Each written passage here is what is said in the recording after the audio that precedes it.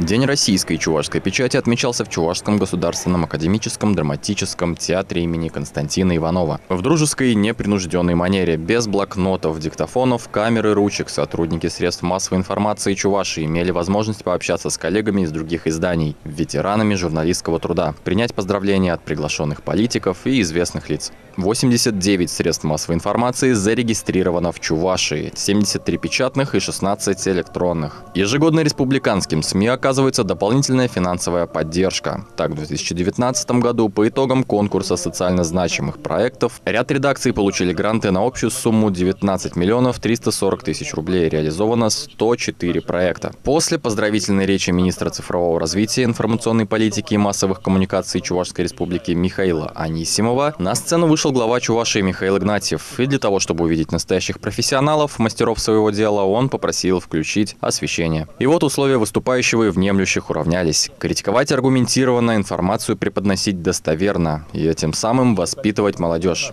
Основные тезисы спича. Конечно, через 10 лет, через 20 лет что будет? Мы должны писать, мы должны говорить, чтобы мода была скорректирована в пользу многодетных семей. И на это выделяются, конечно, и огромные средства. Но финансовые средства будут выделяться. Тут никакого сомнения никаких не может быть.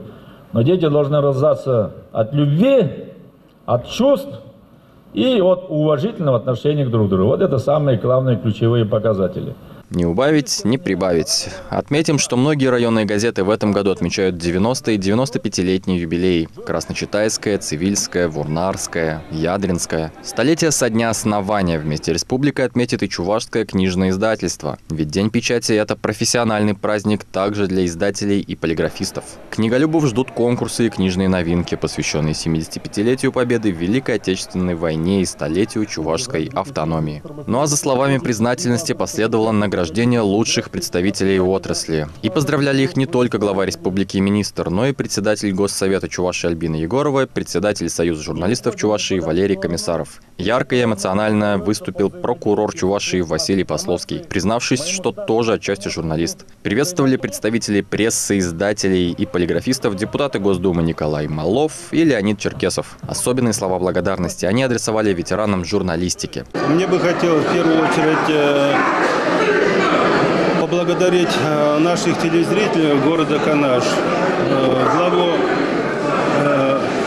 руководителей города Канаш, республики, министра информационных технологий Чувашской республики и Российской Федерации за столь высокую награду, которую сегодня я получил из рук главы республики. Это очень приятно и вдвойне приятно, потому что в День печати нашу скромную работу, ежедневную работу руководители столь высокого ранга замечают.